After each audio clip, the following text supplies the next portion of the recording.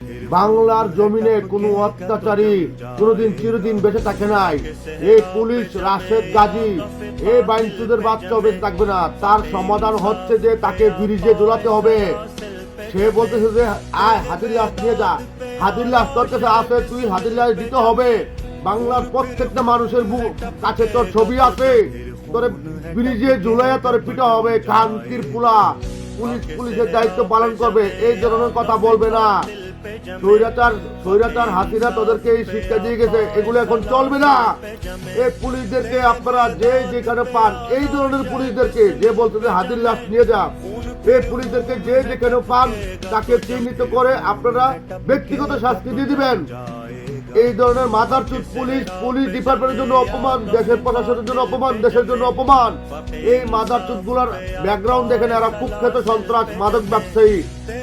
সবাই তাকে ধরে চিনে রাখুন, সবার ছবি তার ছবি সবার গ্যালারিতে সেভ করে রাখুন।